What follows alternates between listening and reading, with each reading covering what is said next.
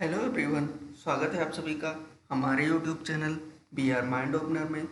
आज के इस वीडियो में हम आपको बताएंगे बायो फोर्टिफाइड फसलों के बारे में तथा साथ ही समझेंगे बायो फोर्टिफाइड फसलों के महत्व और खाद्य एवं कृषि संगठन FAO के बारे में। तो चलिए शुरू करते हैं।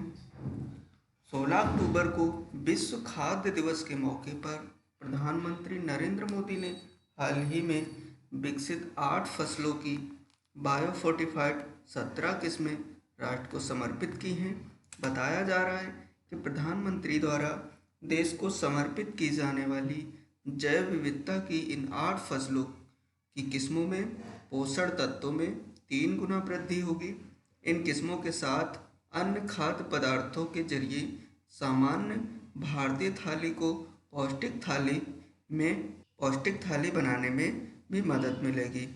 इसके अलावा बायोफोर्टिफाइड किस्मों से कुपोषण घटाने के लिए सरकार के मध्याह्न भोजन और आंगनवाड़ी कार्यक्रम में भी मदद मिलेगी। इन सब के अलावा इससे किसानों की आय भी बढ़ेगी और उद्यमिता के नए रास्ते भी खुलेंगे। तो आज का जो टॉपिक है बायोफोर्टिफाइड, तो इस पर हम चर्चा करेंगे। बायोफोर्टिफाइड फसलें। बायोफोर्टिफाइड फोर्टिफिकेशन पारंपरिक पौधों के प्रजनन, कृषि अभ्यास या जैव प्रौद्योगिकी के माध्यम से विटामिन और खनिजों के महत्व में वृद्धि करके खाद्य फसलों के पोषण को बढ़ाने की प्रक्रिया है। इन विटामिनों और खनिजों के उदाहरण जिन्हें बायोफोर्टिफिकेशन के माध्यम से बढ़ाया जा सकता है, इनमें प्रोविटामिन ए, जिंक और आयरन शामिल है। फसलों की क्षमता बढ़ाने के लिए पारंपरिक फसल प्रजनन तकनीकों का उपयोग विशेष रूप से वांछित पोषक तत्वों की उच्च सांद्रता वाली किस्मों को प्राप्त करने के लिए किया जाता है।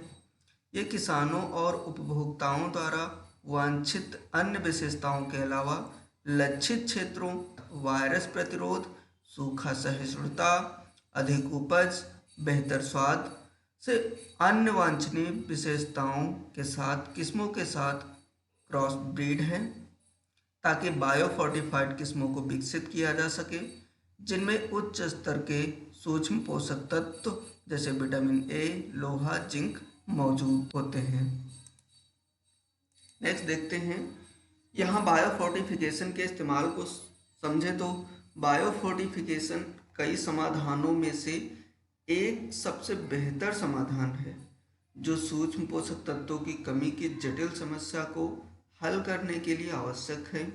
इसे सूक्ष्म पोषक तत्वों की कमी से निपटने के लिए देशों के सबसे प्रभावी समाधान में से एक माना जाता है।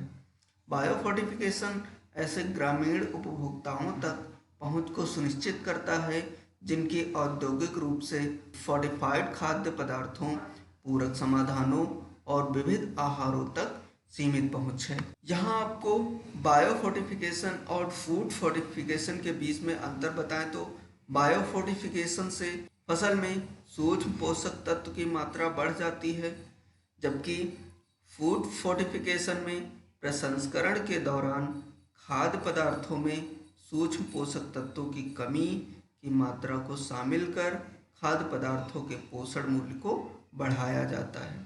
ठीक है, तो दोनों में डिफरेंट इतना है कि जैसे कि बायोफोर्टिफिकेशन में क्या है, फसल में सूक्ष्म पोषक तत्व की मात्रा बढ़ जाती है, ठीक है, और फूड फोर्टिफिकेशन में प्रोसेसिंग के दौरान हम जिन पोषक तत्वों की कमी होती है उनको हम शामिल करके उसे पोषण मूल्य को बढ़ाया जाता है। नेक्स्ट देखते हैं कौन कौन सी वेराइटीज़ हैं किस क्रॉप की, तो देखते हैं। द राइस वेराइटी CR धान 315 has high zinc. Wheat variety HI 1633 rich in protein, iron and zinc. SD 3298 rich in protein and iron. DBW 303 and DBW 48 rich in protein and wheat. लाधो all quality protein base hybrid 1, 2, 3 rich in lysine and tryptophan. CFMB 1 and 2 of finger millet rich in calcium, iron and zinc. CLMB, one of little millet rich in iron and zinc. Pusa mustard 32 with low erucic acid. Girnar 4 and 5 of groundnut with enhanced oleic acid. Yam varieties Sri Nilima and DA 340 enhanced zinc, iron and anthocyanin content. ठीक है, तो अब जान लेते हैं कि FAO क्या है। तो फुल फॉर्म होता है फूड एंड एग्रीकल्चर ऑर्गेनाइजेशन। 14 अगस्त 1946 इस संगठन को संयुक्त राष्ट्र के विशिष्ट अधिकरण का दर्जा प्राप्त हुआ था। इसके कुल 197 सदस्य देश हैं, अर्थात 194 सदस्य राष्ट्र, एक सदस्य संगठन और 2 सहयोगी सदस्य देश हैं। इसका मुख्यालय रोम, इटली में है। यूरोपीय समुदाय को 1991 में पूर्ण सदस्यता दी गई तथा यह किसी विशिष्ट अभिकरण में शामिल होने वाला प्रथम क्षेत्रीय संगठन बन गया है।